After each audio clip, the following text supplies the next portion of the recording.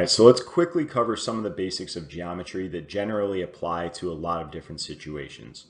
So the first thing that we need to know about is the sum of the interior angles for any shape. And how can we solve this? So most people know that the sum of the interior angles for a triangle add up to 180. So if I add up these three interior angles inside the shape, that means they'll add up to 180 degrees.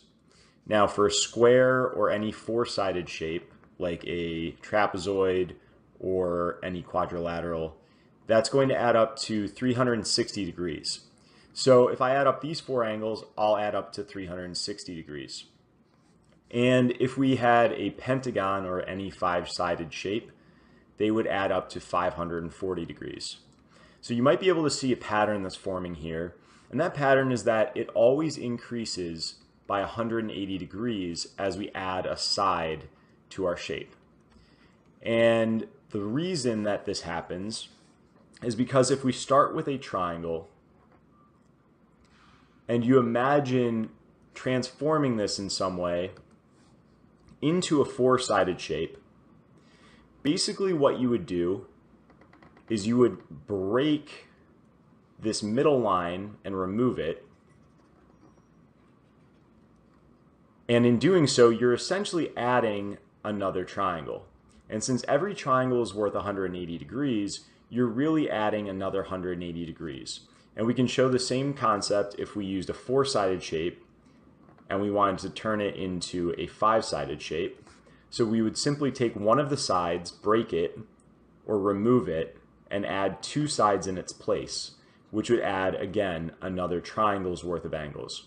So that's why we always add 180 degrees as we jump from a triangle to a square to a pentagon, and on and on.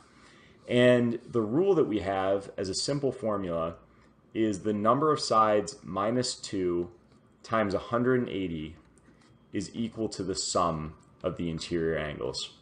So this works for a triangle because 3 minus 2 is 1, and 1 times 180 is 180. It works for a square because 4 minus 2 is 2, and 2 times 180 is 360, and on because as we increase the sides by 1, we'll get one more multiple of 180, just as if we were adding 180 degrees to the shape. So that's the first rule that I want to cover. The second rule is parallel lines cut by a transversal. And a transversal basically just means a line that's cutting through another line. So if we have two parallel lines, and parallel lines mean that they travel exactly level to one another forever, so they'll never intersect. They're basically floating above each other. If these are cut by what's known as a transversal, just another line cutting them, this angle is a mirror image of this angle. And this angle, which are mirror images of each other, will have the exact same size as those other two angles. And the reason is, if this is a straight line here that's cutting across these two parallel lines, it will hit both of these lines at the exact same angle. So this angle and this angle are the same, and this, which is a mirror image of this angle, is also the same, which means this is also the same.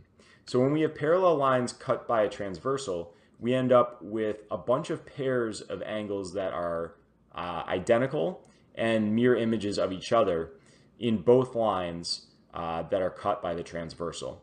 And this is a fundamental property of geometry. It comes up a lot.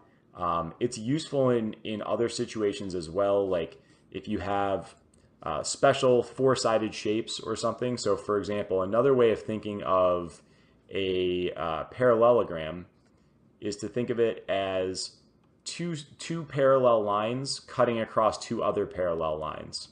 And in this situation, you end up with these two sides being x because these two lines that cut across those two other lines are cutting at the exact same angle. And so if this is x, and if this top part is y, this bottom part is also y. And so this is just extending the idea of parallel lines cut by a transversal into how we form shapes. And it's an interesting thing, and it comes up a lot, so it's worth having memorized. Now, in geometry in general, the big thing that the GMAT likes to test is the idea of bringing additional information into the question with you. You're expected to know all of these rules cold, and this is an area where you're going to need to probably write some flashcards, memorize these principles, and remember these rules so that you can leverage them, even if they don't explicitly state that information in a data sufficiency question, for example.